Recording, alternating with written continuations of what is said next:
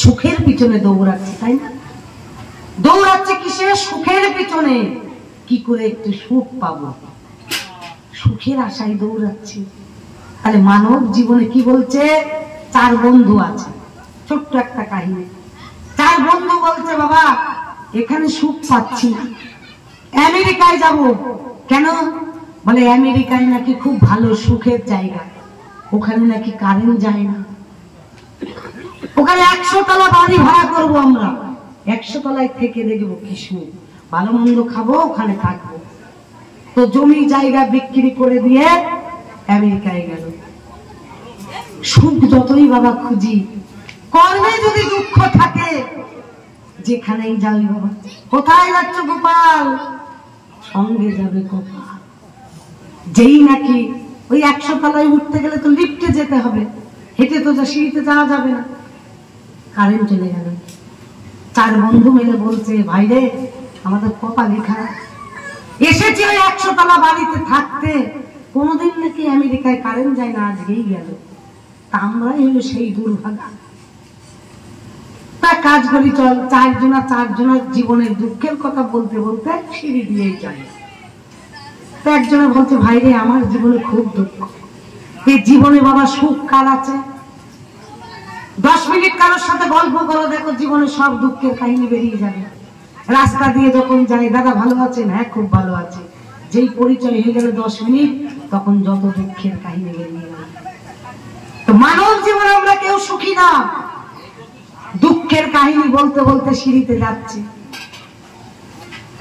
প্রথম 25 তলা একজন দুঃখের কথা বলতে বলতে গেল। আমার আর এক বন্ধুকে বলে, তুই বল। বলছে, আমার যা দুঃখ ভাই, শুনলে পরে কান্না পেয়ে যাবে। তাও বল। বলতে গেল। আবার আর একজন 25 তলা, সে দুঃখের কাহিনী বলতে বলতে বলছে, আমার যা দুঃখ অজ্ঞান হয়ে যাবে। বলে, বল না। সেই দুঃখের কাহিনী বলতে বলতে বলতে বলতে 95 তলায় চলে, আর মাত্র 5 তলা বাকি। আমরা 3 জনে বললাম, একজনে তো বাকি থাকলাম, এই তুই বল তোর দুঃখের কাহিনী।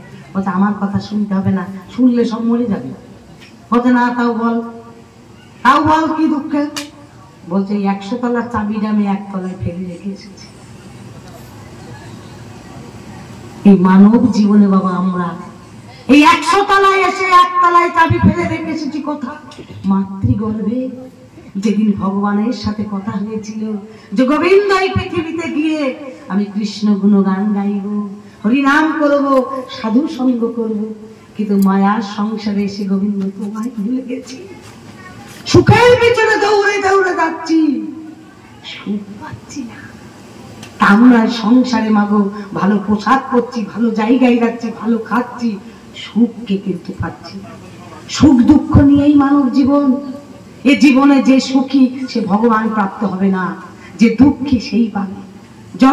যত মরা মহাপুরুষ আছে এই শাস্ত্রে, কেউ কি সুখ পেয়েছে? সুদামা কি ছিল? দিন ভিখারি। হরিদাস কি ছিল?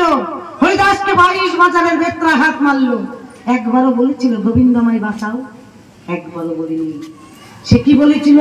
মানিতে মানিতে দেহ যদি করো খান খান, তবু না বদনে ছাড়িব মধুমাখা। সুদামা ভিক্ষা পায়নি, বাড়ি গিয়ে ছেলে মেয়েকে বলেছে আজকে নির্জলা একাদশী, উপোস কর।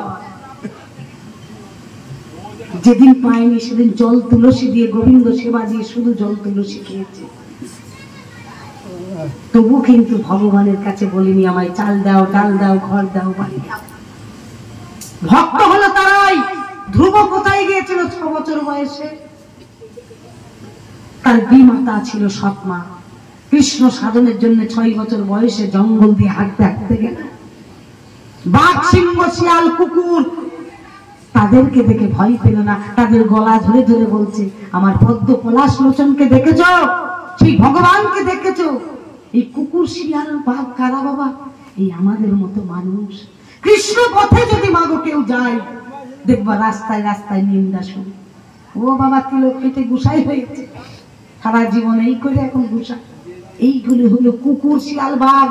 তাদের কথা শুনলে হবে না, তাদেরও চরণ ধরে বলতে হবে, ওরে কৃষ্ণ পথে আয়, এ পদ বিনা গতি হবে না। হরির নামাইব, হরির নামাইব, হরির নামাইব।